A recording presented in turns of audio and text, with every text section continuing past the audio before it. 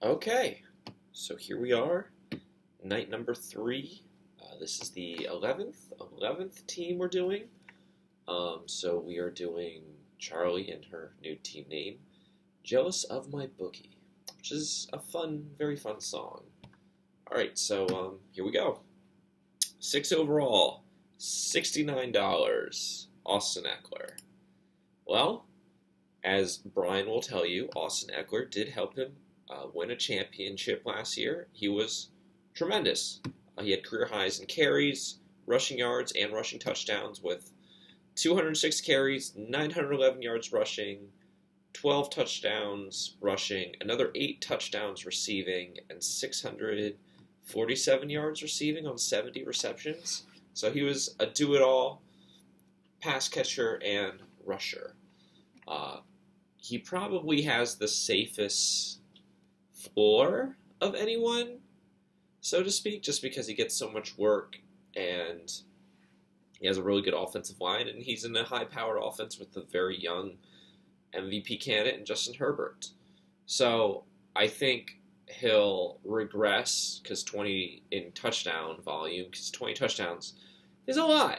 So I don't think he'll get quite as many as 20 touchdowns, but I could see it will be a start regression, but probably 12 touchdowns. And maybe the volume isn't as crazy. I know he's 27, but usually running backs' prime is early. Usually their prime is at the age of 25 is their peak. So, but he's still in his prime. I think he's going to get another top 3 fantasy season, which would be his third in 4 years. So he's at 2 and 3. So yeah, I could see around 900 yards rushing again.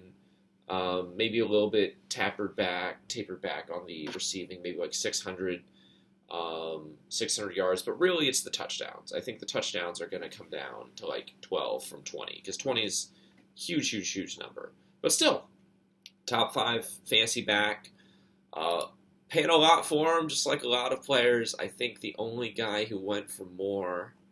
Well, no, that's not the only guy. There were 2 players that went for more, which was Jonathan Taylor went for 75, which still haven't discussed yet, and then Robbie took Dalvin Cook at 71. Justin Jefferson also went for 69, but no one else went for more than what Eckler did, or matched what Eckler went for. So a lot to lock him up. Then at the 10th pick, $15.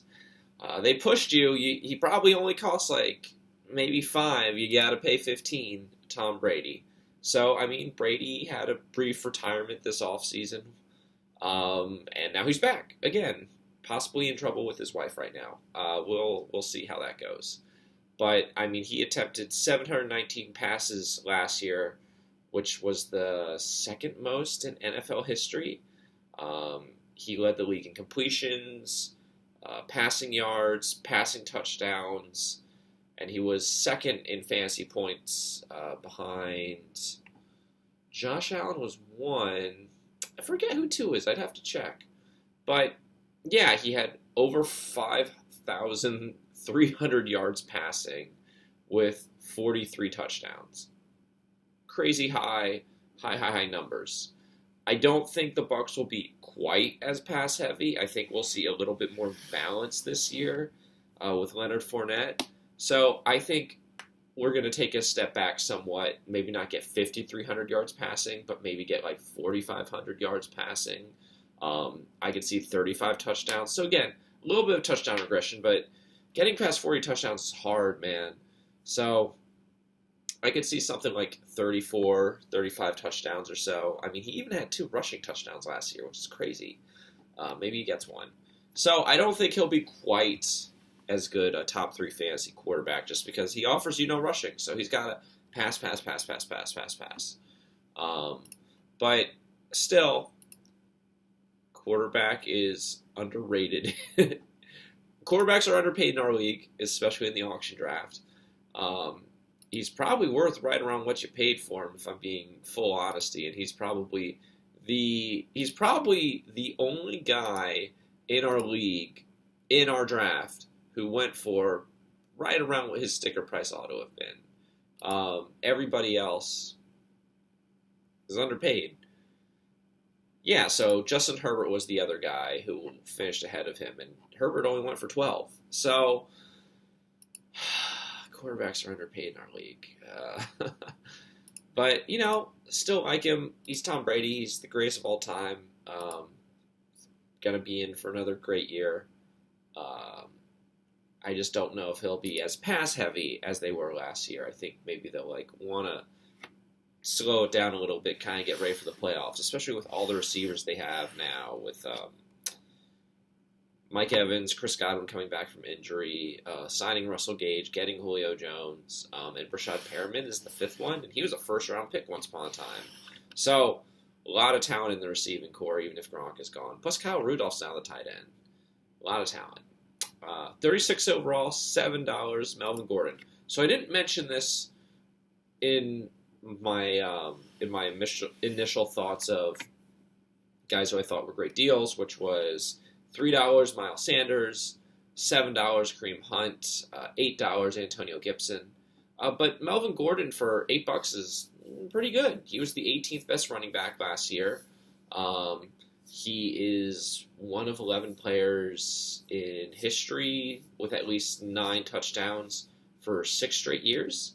So he's very good at finding the end zone, even if I do not like him because I had him his rookie year and he could not find the end zone. But as I mentioned pretty strongly in Rich's video, it's Javonte Williams' time. I'm the same way I saw Aaron Jones with Jamal Williams, or I see DeAndre Swift with Jamal Williams. I see Javonte Williams with Melvin Gordon. And Gordon is older. He had his peak. He had some relevant years. Williams just looks incredible. Williams has the kind of talent you could build an offense around. And for as much, I know they re-signed him. I know he got 200 carries, but this is not a split backfield. I don't think this will be a 50-50 backfield. It ought not to be a 50-50 backfield. It ought to be like 66-33, if not 70-30 backfield. So I'm thinking like 600 yards rushing, maybe a couple hundred yards receiving, 7 touchdowns. So not bad. Like a flex-ish kind of running back, which for $7 is a pretty good deal. He's a starter for you, obviously. So, not bad to fill the RB2 hole there with him. I just, I don't think his season's going to be as good as it was last year because Javonte Williams is coming, man, and he's more efficient. He's a better pass catcher. I guess Gordon might be a little bit of a better run blocker, but I'll have to see what happened in the offseason. But Williams just looks fantastic, and Gordon just looks average. So, we'll see. I was surprised they re-signed him. I was actually upset they re-signed him because I'm kind of tired of him stealing work from better players. But same thing kind of happened with Austin Eckler and with the Chargers. So, it is Javonte Williams' time. Melvin Gordon's kind of just there. But, hey, getting a running back for that cheap, I can't really argue with it. So, good little maneuver there. 39 overall, $30, A.J. Brown. So, A.J. Brown got traded away. I know he's a favorite. He was a favorite of Hannah's and a bit of Brian's. He got traded away by the Titans. He's now in Philadelphia. So he goes from the pass-heaviest team to the he goes from the run-heaviest team to the second run-heaviest team. But he is a touchdown machine. 24 touchdowns in 43 games. So, and his efficiency is just off the charts. Yards after catch, yards per touch. He's never been lower than I think 7th or 8th in the league for the 4 years he's been in the league. So he's more of a wide receiver 2 than a wide receiver 1 just because of the nature of the offense he's in. But Philadelphia, last year they got Jalen No, Jalen Waddle is in Miami. They got Devontae Smith. Yeah, getting confused with all these Alabama receivers. They got Devontae Smith. They finally hit on a first-round wide receiver, and they finally said, you know what, we're bad at picking receivers. Let's just go trade for one. So they did, and they got A.J. Brown. And so he's going to get his 1,000 yards. I don't care how run-heavy Philadelphia is. You don't trade for someone and then give him a big contract and then not use him. So get his 1,000 yards, get his 8 touchdowns. He's a very, very solid number 2. He's got a shot at a top 12, top 10-ish kind of season, but I really got to see if the volume's there. Because, I mean, if they really, really unleashed him, he could be like a guy who gets like 1,500 yards. But he's just not going to see that kind of volume. But he's hyper efficient with what he does see. So, again, probably 1,000 yards, 8 touchdowns. He's more of like a wide receiver too, but he's your number 1. $30, and that's good price. Okay, so we're moving right along. 47 pick, $6, Joe Burrow. I guess we're taking a backup quarterback because Charlie likes backup quarterbacks. I mean, he was the number 8 fantasy quarterback last year during his breakout year. There were a bit of a worrying signs, just because, like, see, Cincinnati. So here's a dirty little secret. So Cincinnati, as great as Joe Burrow is, Cincinnati is actually kind of like the Rams. Just like you say, oh, Matthew Stafford's incredible. Matthew Stafford is incredible, but you forget the Todd Gurley years. You forget that Darrell Henderson was getting the ball quite a bit. As great as Joe Burrow is, the dirty little secret in Cincinnati is they run quite often. Now, I'm not saying it's a run-heavy team like Minnesota was under Mike Zimmer, like, for example, last year. Or we'll just say Seattle. Seattle's run-heavy. They run the ball 50% of the time. Average team doesn't. Average team's around pass, I want to say, like 55%, run 45%. The Bengals are a little bit lower than that. So, not Seattle, but they do run more than you think. They were hyper efficient. It seems like Cincinnati has fixed their offensive line. Fingers crossed for Sarah, but, you know, Alice Kappa from the Bucks, Lyle Collins from the Cowboys. They spent some draft capital. It seems as though the offensive line is better. It's not elite. We're not going to go that far, but, you know, better, like above average, which is really, really good considering how devastating it was his rookie year when he got injured. Especially last year, he led the league in sacks. He got 51. He was getting the crap hit out of him. So hopefully they can actually protect him now. I think he won't get as many yards passing because they want to protect him. They'll have more leads. The defense is better. The run game is good. The offensive line's good, so they'll be able to run more, to be honest with you. So maybe 4,200 yards passing, around 30 touchdowns. He was like 8th last year. So again, the Dak Prescotts, the Kirk Cousins, the Matthew Staffords, the Joe Burrows. As great as he was last year, he was still only 8th in fantasy points. Why is that? Doesn't rush for much. He ran for 118 yards, 3 touchdowns, and 2 touchdowns. The touchdowns are nice, but 118 yards isn't much rushing. And despite throwing for 4,600 passing yards, as I just mentioned with Tom Brady threw for 5,300, and he was a top 3 quarterback. It is hard to get into the top 5 at quarterback without rushing. So, yeah, I like him. He's a very, very great player. He's the franchise player for the Bengals. He'll more than likely, much to my chagrin, probably bring the Bengals their first Super Bowl. But they have a harder schedule this year. Even if the O-line's fixed, I think they run the ball a little bit more. That's not to say take anything away from Joe Burrow. That's more along the lines of, I don't think getting him for your team is as good as you think it is, but mostly I also think it's a waste to take a backup quarterback. Like, why? You don't need a backup quarterback. We've been over this. We go through this every year. Every year you ignore me because you don't care. I understand. But, you know, backup quarterbacks are useless. I'm sorry. especially when like the upside isn't like he's probably not going to be a top 5 quarterback. The rushing's just not there. Unless he has like a Patrick Mahomes throws for like 45 touchdown season, which the offensive line's better, but again, I think they're going to run the ball more. So, yeah, love Joe Cool. Real cool guy. Really great quarterback.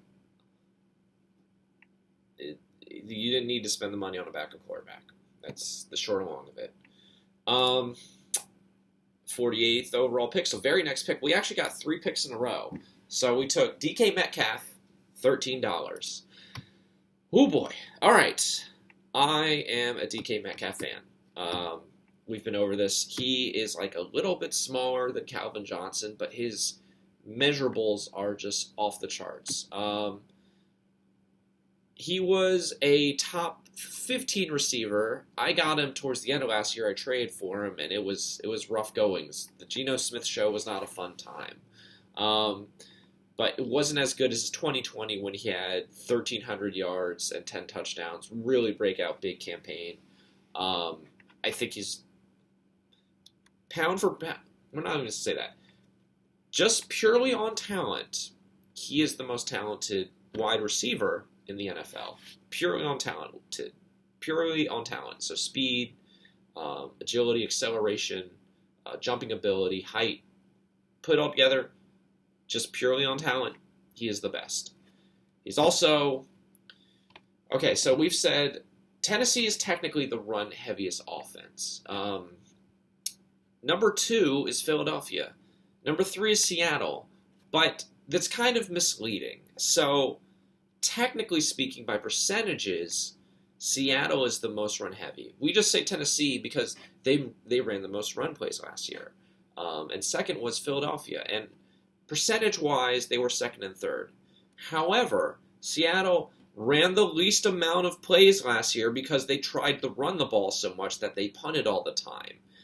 If we went purely by percentage of runs, they are the run-heaviest team in the NFL. They literally run more than they pass. That's not good for anyone not wondering about that. That's usually bad. So,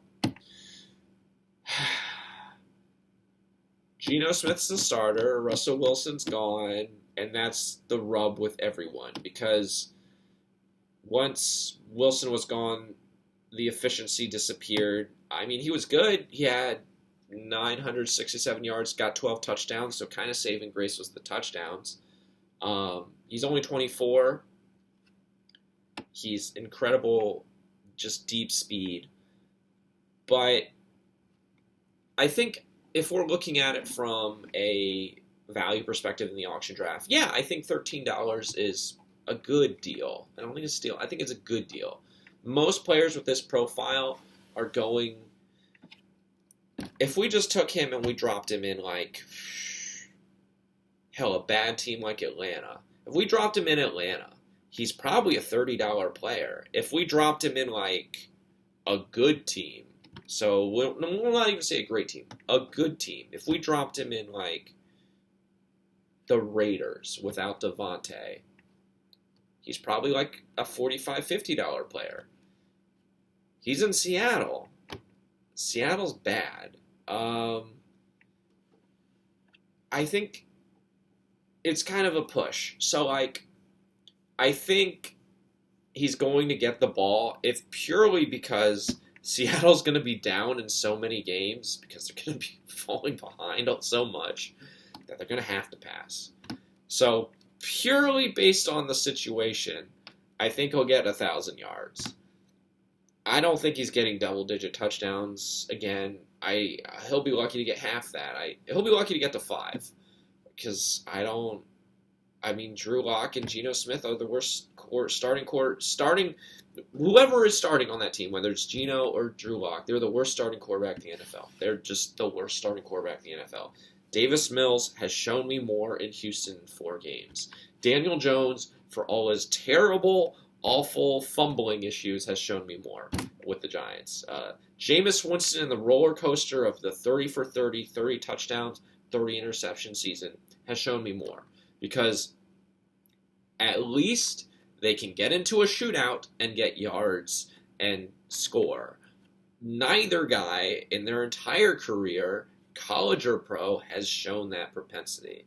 I guess we could go back to Geno Smith in college at West Virginia, where the first 6 games of his senior year was a Heisman contender, and we can take that small little sample size and insert it there to kind of try and prove me wrong.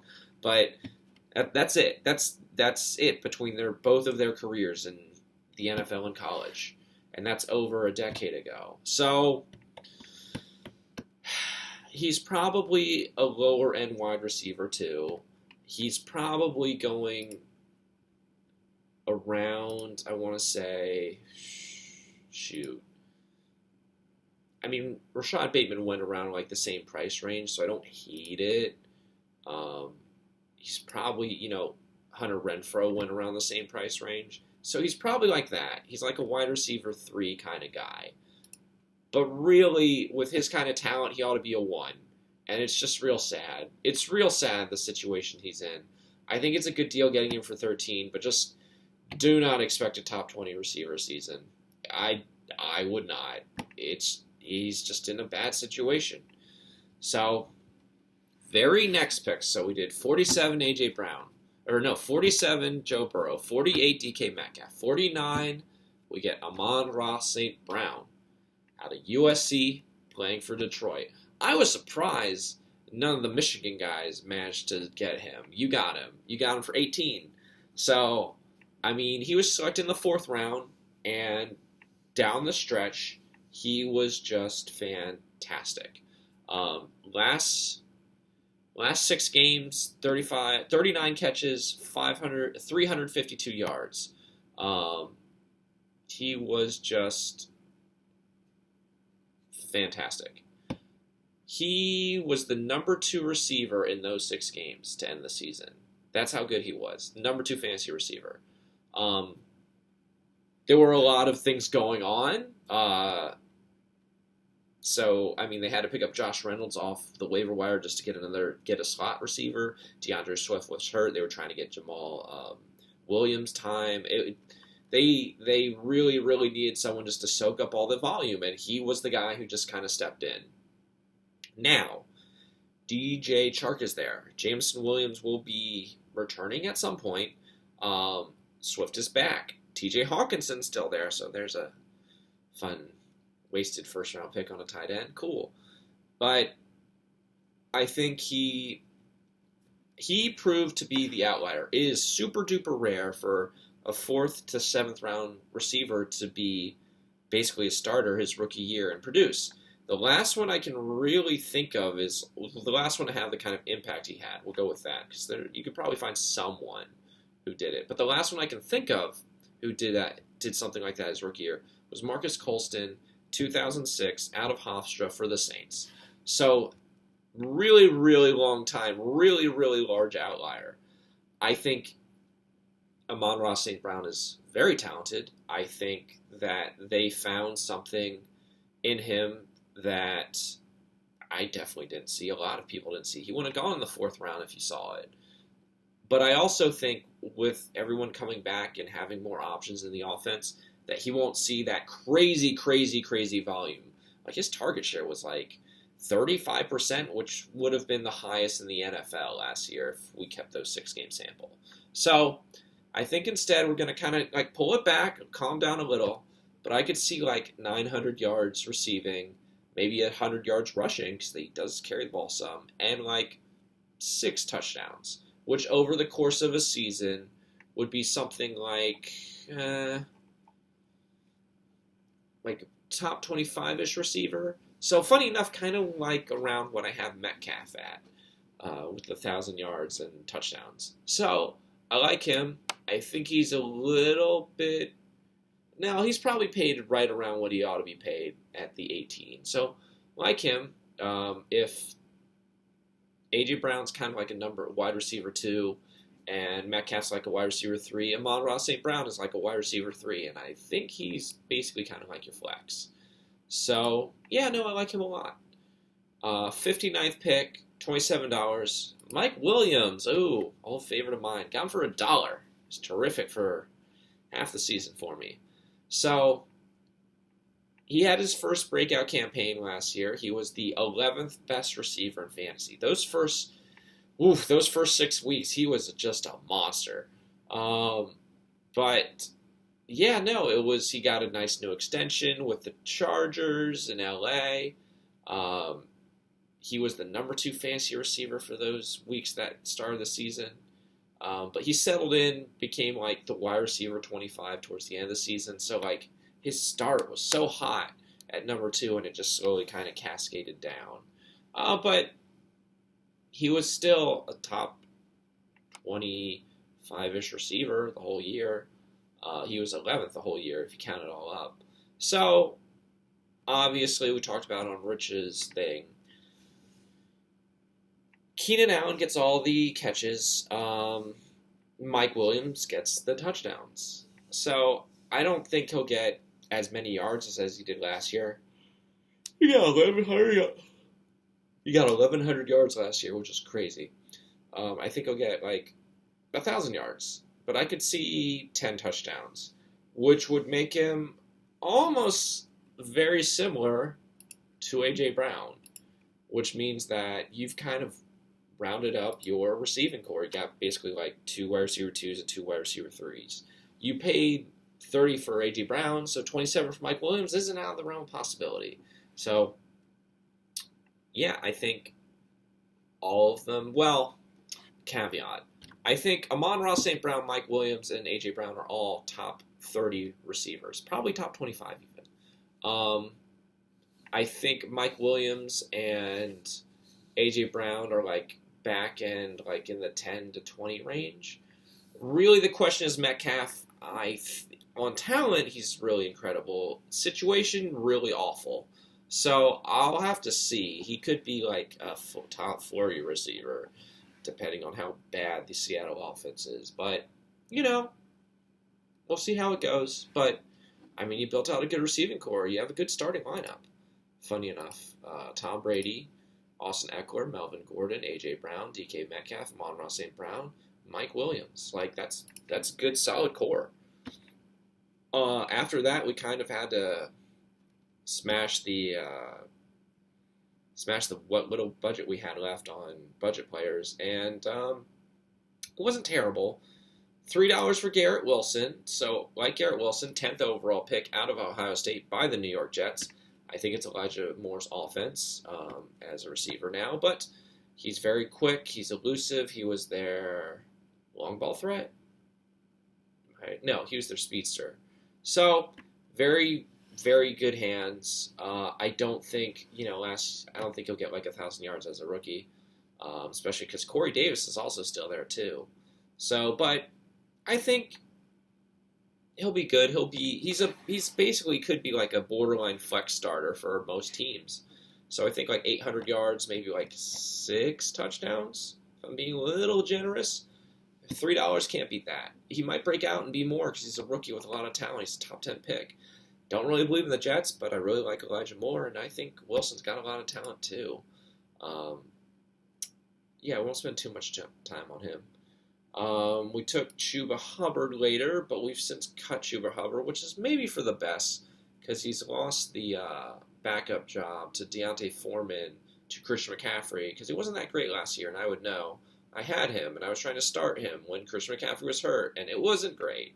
He was a top 35-ish running back, but he was like below average. If McCaffrey's like top 2 fantasy running back when he's healthy, and then McCaffrey's out, Chuba Hubbard's like the 35th fantasy running back when he's playing and getting that sort of volume. So that's not great. That's not what I want. I want, maybe you can't be like McCaffrey, but you could be a half as good. He was maybe like 33% McCaffrey. It was rough. But I think Foreman is the guy. So we cut him.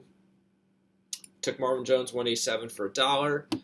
Jones is actually one of the older receivers in the NFL. He's 32, funny enough. He's not in Detroit anymore, for anyone wondering. He is in Jacksonville. Got a healthy amount of target share. He didn't get a lot of touchdowns last year. He only got 4, which is the lowest in 6 years? Ugh. Well, it's in 6 years for him. But I think the real worry with him, even if, well, first, the offensive line's still not great. I like Trevor Lawrence a lot. Stupid talented. Doug Pearson's an actual head coach instead of Urban Meyer. The real worry for him is they brought in Zay Jones in free agency, and they also brought in Christian Kirk, and I think both those guys are just going to see more volume than Marvin Jones. So he's going to go down maybe like 650 yards, maybe like a little touchdown regression, like six touchdowns. But he's like a bench guy. Maybe you could plug him in some weeks when you need a guy. But really, he shouldn't be starting on anyone's team. Took McCole Hardman.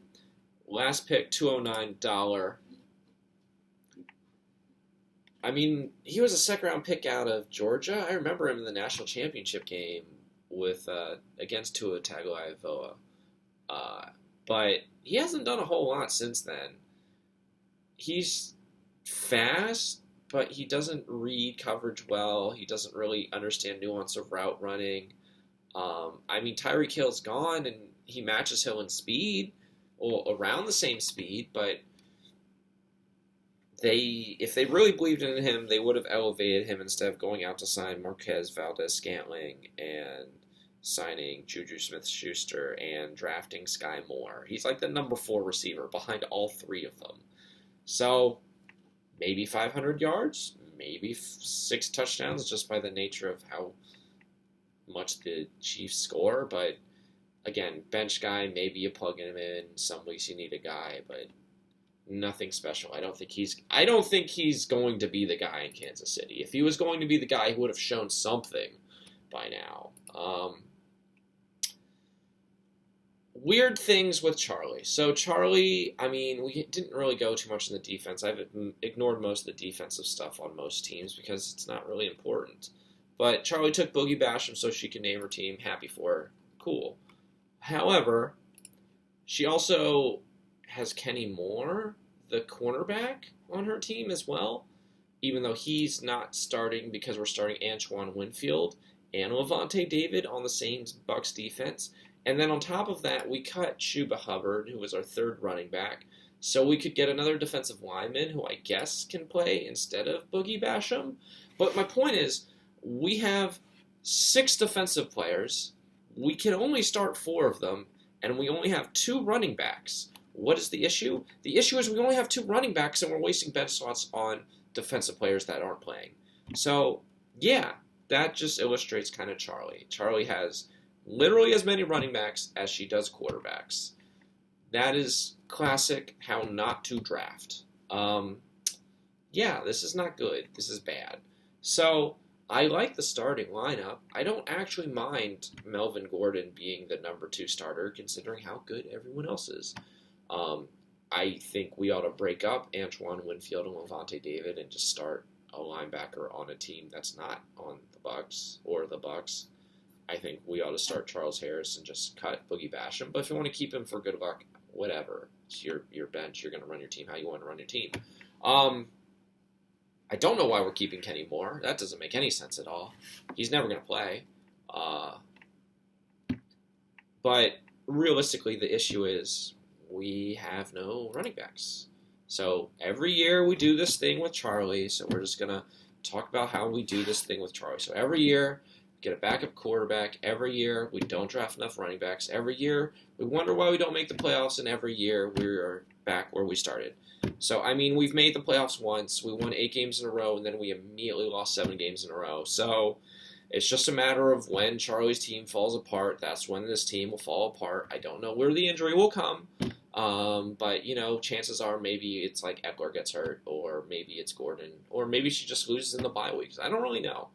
I can't project injuries. I can only basically prepare for them. So, yeah, you are unprepared. If we were going out camping and it's going to possibly rain, you did not bring a rain tarp. So, yeah, Charlie, I mean, I do like the lineup. I guess we'll give it like a C-. just barely like passing. Well, I guess passing an America grade.